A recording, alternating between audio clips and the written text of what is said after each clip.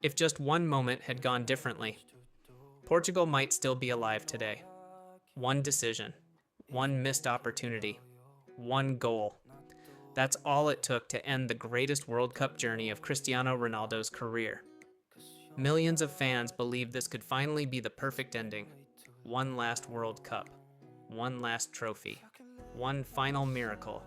Instead, Spain walked away with the victory, Portugal walked away with heartbreak, and football may have witnessed the final World Cup match of one of the greatest players to ever touch a football. But here's the question nobody is asking. Did Portugal actually lose because Spain were better? Or did they lose because of the decisions they made before that winning goal ever happened? Because when you slow this game down, minute by minute, everything starts to look completely different. Tonight, we're breaking down the hidden story behind Portugal's elimination, the tactical mistakes, the turning points, the pressure, and the one moment that changed Cristiano Ronaldo's final World Cup forever. For months, the football world had been waiting for this match. Portugal, Spain, two rivals, two footballing nations, one place in the next round. But this wasn't just another knockout game. This carried something much bigger. Every camera inside the stadium wasn't only following the ball, they were following Cristiano Ronaldo. At 41 years old, every World Cup match now feels different. Nobody knows if another chance will ever come. Every whistle, every sprint, every shot could become another piece of football history. That's why millions around the world weren't simply watching Portugal. They were watching the final chapter of an incredible career. Meanwhile, Spain arrived looking like one of the strongest teams in the tournament. Confident, disciplined, organized, fast. Many experts believed they had the better squad. Others believed experience would be enough for Portugal to survive. What nobody expected was how small moments would slowly destroy Portugal's biggest dream. Because football is strange, sometimes you don't lose because your opponent scores. You lose because of tiny decisions made long before the goal arrives. And Portugal was about to learn that lesson the hardest way possible. Before kickoff, nobody inside that stadium looked relaxed. Portuguese supporters filled the stands wearing Ronaldo shirts. Some of them had followed him through 5 different World Cups. Others simply wanted one final, unforgettable memory.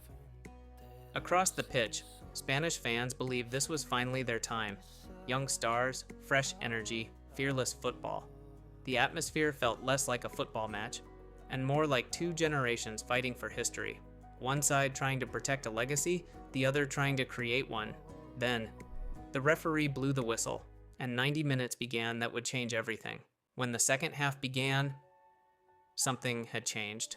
Not on the scoreboard, but in the body language of both teams. Spain walked back onto the pitch looking even more confident.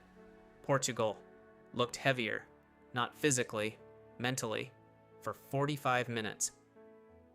They had survived, but surviving isn't the same as winning. And eventually, every team reaches the point where survival is no longer enough. Spain understood that, Portugal didn't. Instead of increasing the tempo, Portugal remained cautious, almost waiting for Spain to make the mistake. But Spain rarely gives away free opportunities. Every attack became more patient. Every pass became more deliberate. Every movement seemed designed to pull Portugal just a little further out of position. At first, the Portuguese defense continued to hold. Clearance after clearance, tackle after tackle. The score still refused to change, but football matches are rarely decided by one big mistake. They're decided by dozens of tiny ones.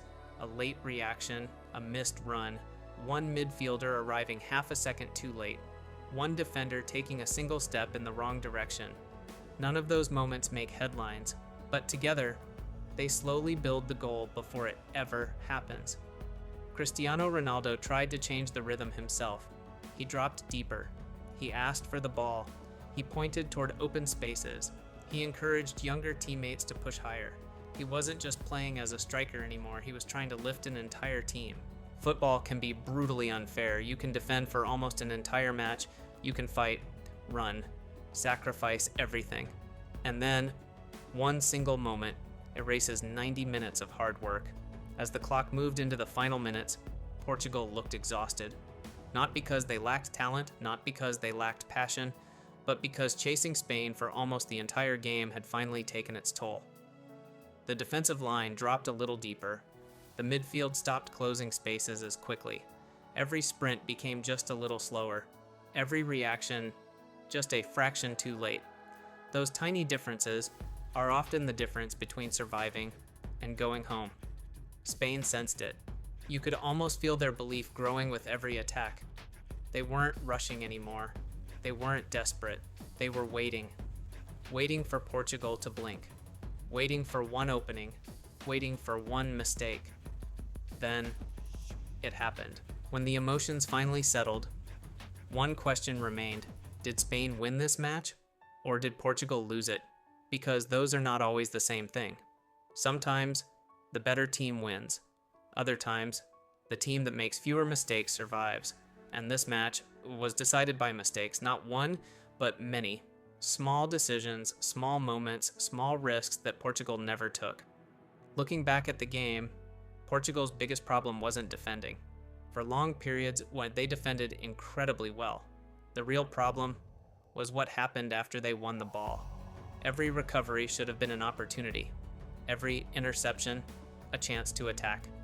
Instead, Portugal kept resetting, passing backwards, slowing the tempo, giving Spain time to recover their shape. Against most teams, that might be enough. Against Spain, it rarely is, because every time you give Spain the ball back, you're giving them another chance to control the match. And control was exactly what Spain wanted. The longer the game continued, the more comfortable Spain became, not because Portugal lacked quality, but because Portugal stopped asking difficult questions. Think about it. How many times did Spain's goalkeeper have to make a truly unforgettable save?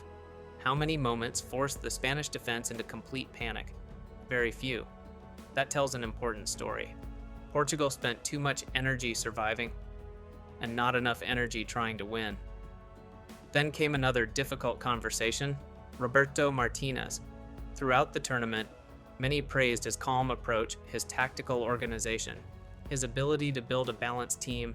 But after this defeat, the questions became impossible to ignore. Should Portugal have pressed higher? Should they have taken more risks earlier? Should the substitutions have come sooner?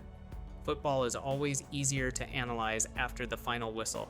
But these are the questions fans will continue asking. Because when a tournament ends, every decision is examined under a microscope. Then there was Cristiano Ronaldo. Some critics immediately pointed at him, others defended him. The truth is far more complicated. Ronaldo didn't lose this match by himself, nor could he have won it alone. Football stopped being a one-man game a long time ago. A striker depends on movement behind him, on creativity around him, on service into dangerous areas. And throughout much of this match, those opportunities were limited. Could Ronaldo have done more? Perhaps. Could Portugal have done more to help him? Almost certainly. That's what makes this defeat so painful. It wasn't one player. It wasn't one mistake. It was the accumulation of dozens of moments, each one pushing Portugal closer to elimination. Meanwhile, Spain deserved enormous credit. They stayed patient. They trusted their system. They refused to panic. Even when the breakthrough refused to come, they kept believing. Championship teams often share one quality: patience, the confidence to keep doing the right things until the opportunity finally appears. Spain did exactly that. If you enjoyed this documentary, and I have to say thank you, Cristiano Ronaldo, for all the beautiful memories that we made with you. We fell in love with football. You are the greatest and best player in history. Thank you, Cristiano. Thank you, Cristiano. Make sure to subscribe for more emotional football stories, World Cup documentaries, tactical breakdowns, and the biggest untold stories in football. And now we want to hear from you. Was this truly Cristiano Ronaldo's final World Cup match? Or do you believe football still has one more miracle left for him? Let us know your thoughts in the comments below. Thanks for watching, and we'll see you in the next story.